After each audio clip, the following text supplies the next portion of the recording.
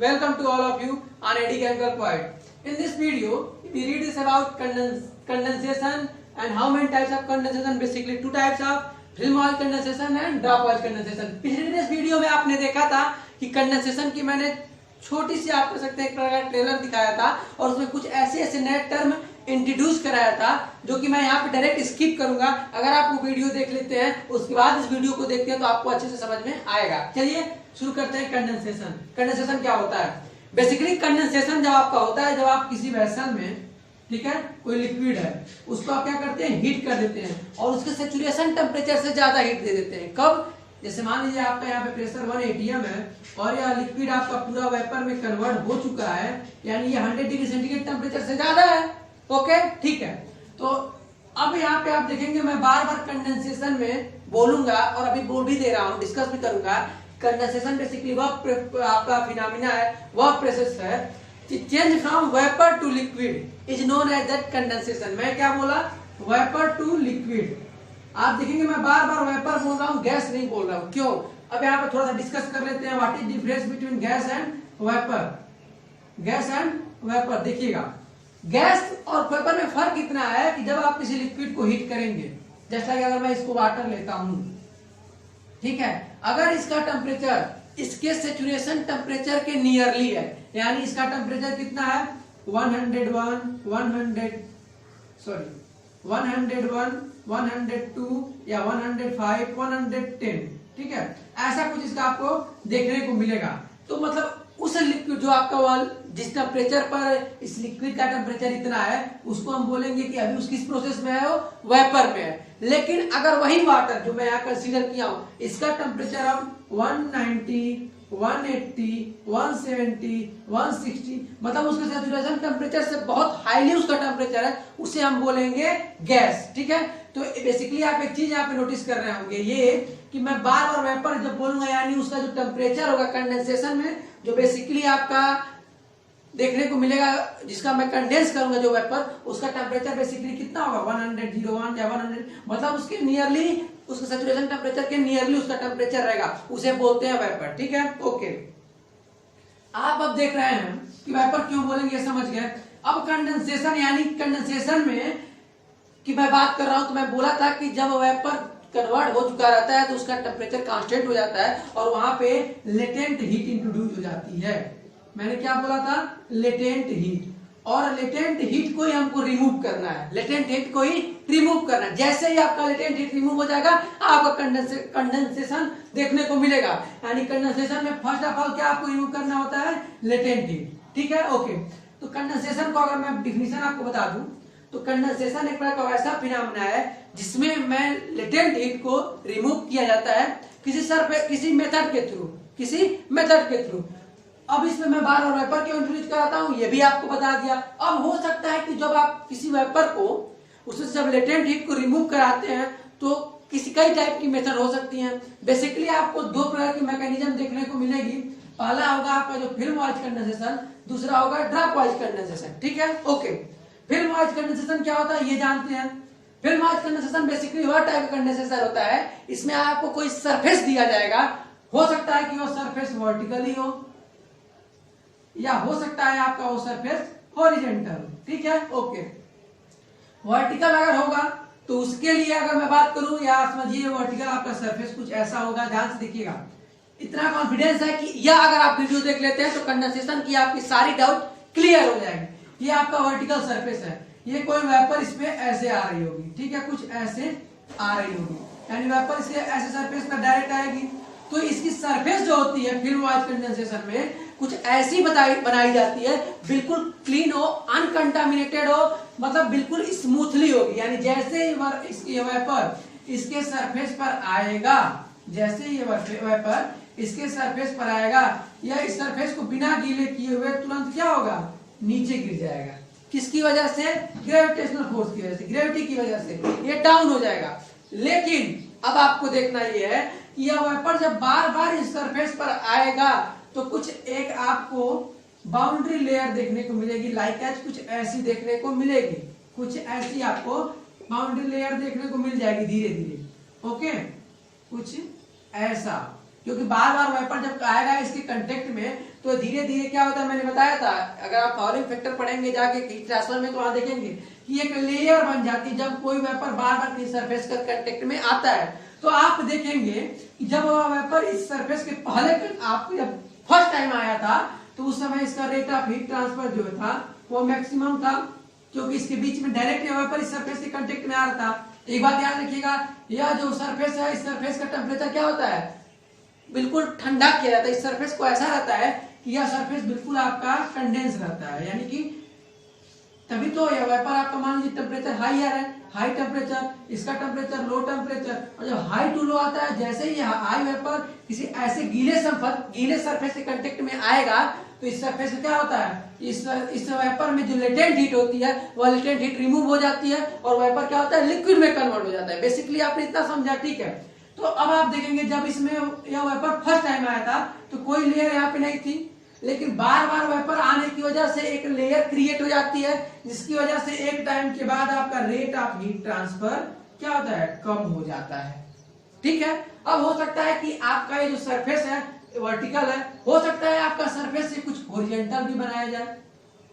ठीक है, बट अगर मैं हॉरिजॉन्टल की बात कुछ रुक के करूं, मैंने कुछ चीजें आपको पहले से लिख रखी है ताकि वीडियो लंबी ना हो, कि ये आपका जब सरफेस वर्टिकल हो, जैसे कि मैंने अभी आपका फिगर बना रखा था, उसके में जब हम हीट ट्रांसफर कोएफिशिएंट फाइंड करेंगे तो वो होता है HM = 0.943 rho square G lambda KQ mu L delta TF, where HM = heat transfer coefficient, mean heat transfer coefficient, L आपका जो होगा ट्यूब लेंथ होगा, G जो होगा आपका ग्रेविटेशनल एक्सीलरेशन होगा, म्यू आप जो होगा वो लिक्विड विस्कोसिटी होगी, आपका जो लैम्डा यानी लेटेंट हीट ऑफ वेपोराइजेशन होगा, K जो होगा वो थर्मल कंडक्टिविटी ऑफ लिक्विड, और डेल्टा TF जो मैंने ये लिख रखा है वो होगा temperature difference between vapour and metal.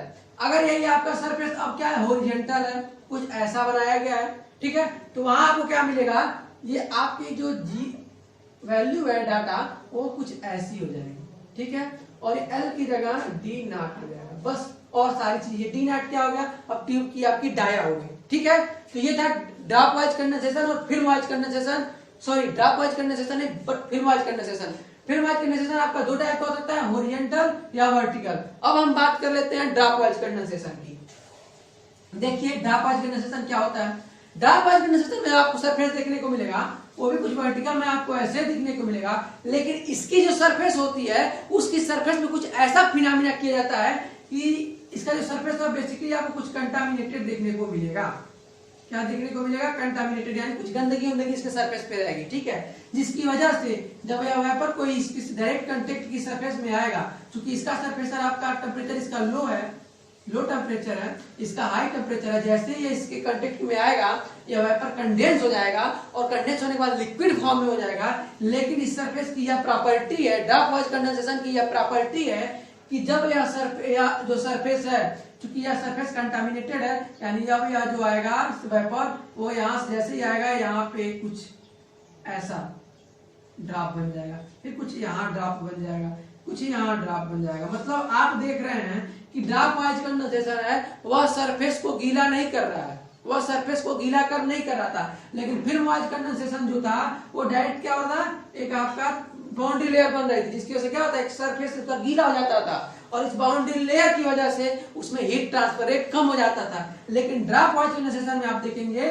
कि इसकी सरफेस कुछ ऐसी कोटिंग की जाती है कि तुरंत क्या होती है, ड्रॉप फॉर्म हो जाती है, जैसे इस पे कांटेक्ट में आएगी और कांटेक्ट में आने की वजह से क्या होगी, सरफेस इसकी ऐसी है कि वो फिसल के एक ड्रॉप बन जाएगा यहाँ पे। ठीक है, फिर यहाँ आपकी ये सरफेस सूखी रहेगी, फिर यहाँ से फिर यहाँ ये सरफेस खुलेगी, मतलब इस सरफेस की ऐसी प्रॉपर्टी फिनोमेना की जाएगी। और यह जब सरफेस, चूंकि यह प्रोसेस लगातार होता रहता है तो यह बार बार होता रहेगा, फिर ये ड्रॉप इसमें आएगा, फिर एक ड्रॉप इसमें आएगा, और इस ड्रॉप में कुछ बार बार एक ड्रॉप जब कई ड्रॉप से मिलेंगे तो वह ड्रॉप वेटेड हो जाएगी, भारी हो जाएगी, जिसकी वजह से फिर क्या होता है, ये गिर जाता है। ड्रॉप क्यों गिर रहा है, क्योंकि इसकी ड्रॉप की वेट ज्यादा हो गई, और इसमें क्यों, क्योंकि इसकी ग्रेविटी की वजह से गिर रही थी। ठीक है, तो इसमें आप देखेंगे ड्रॉप वाइज कंडेंसेशन में क्या हो रहा है कि रेट ऑफ हीट ट्रांसफर ज्यादा देखने को मिलेगा।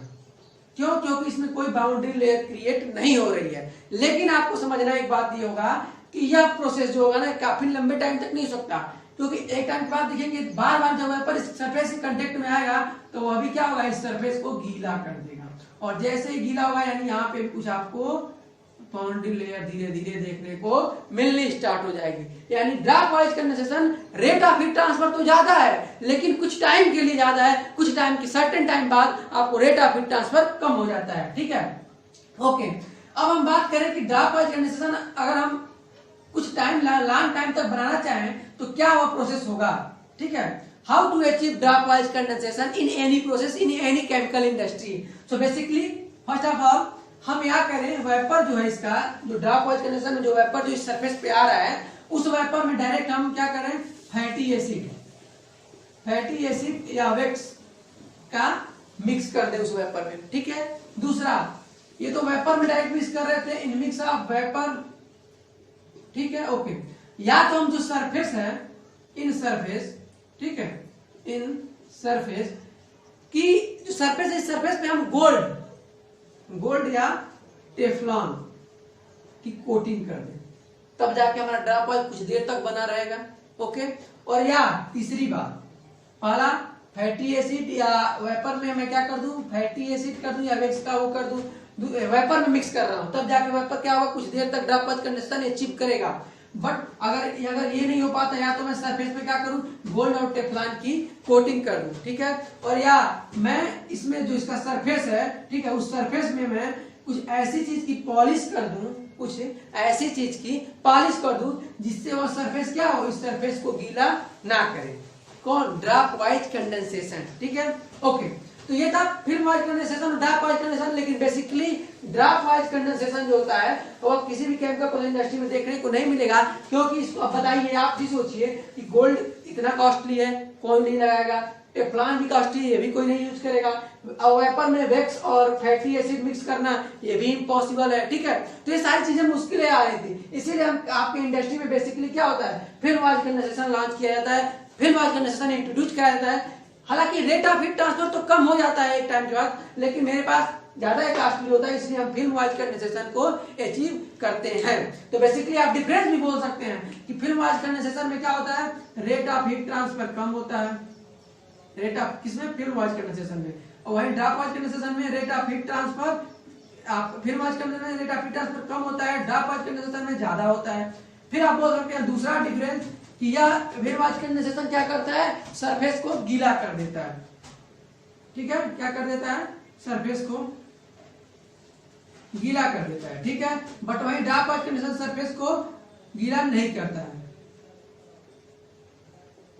सरफेस। ठीक है, तीसरा आप जो देखेंगे कि मैक्सिमम इंडस्ट्री में आपको क्या होगा फिल्म वाइज कंडेंसेशन देखने को मिलेगा, और ये आपका ड्रॉप वाइज कंडेंसेशन किसी भी इंडस्ट्री में बेसिकली देखने को नहीं मिलेगा। तो ये था film wise condensation, drop wise condensation में डिफरेंस भी मैंने बताया। उम्मीद करता हूं दोस्तों ये वीडियो आपको अच्छी लगी होगी। अगर अच्छी लगी होगी तो मेरा एक रिक्वेस्ट आज भी है और हमेशा रहता है कि प्लीज इस वीडियो को लाइक और सब्सक्राइब करना ना भूलें। Thank you friends.